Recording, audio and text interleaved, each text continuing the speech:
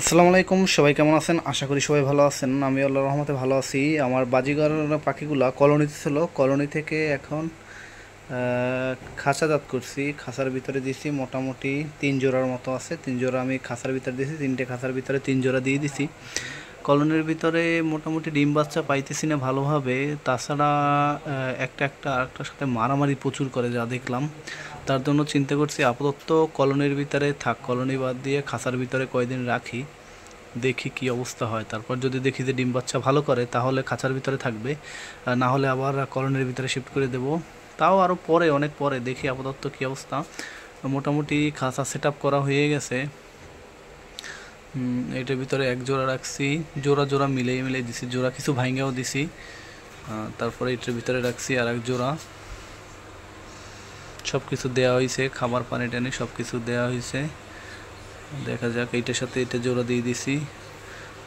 আর একটা আছে এটার ভিতরে,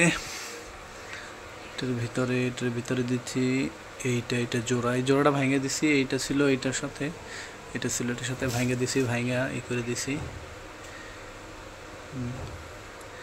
দেখি এবার কি হয়। এবার যদি ডিম বাচ্চা ভালোভাবে না পাওয়া যায় তাহলে তো অন্য ব্যবস্থা নিতে হবে, যে কি সমস্যা। দেখি কি হয়, আশা করি হবে ডিম বাচ্চা এবার, আশা করি হবে। জোড়া নিতে সময় লাগবে, যদিও রানিং, জোড়া নিতে সময় লাগবে।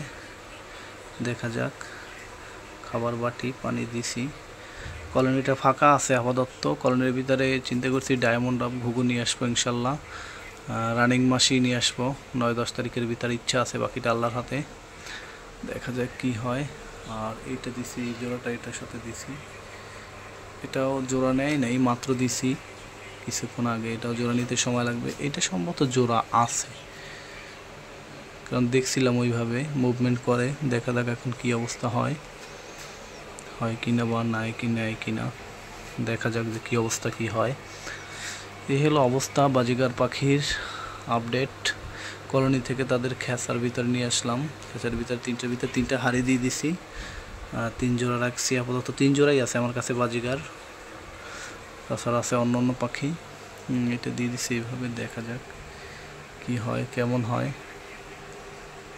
এখন যদি ডিম বাচ্চা না পাওয়া যায় তাহলে তো সমস্যা, সব কষ্ট বিফলে।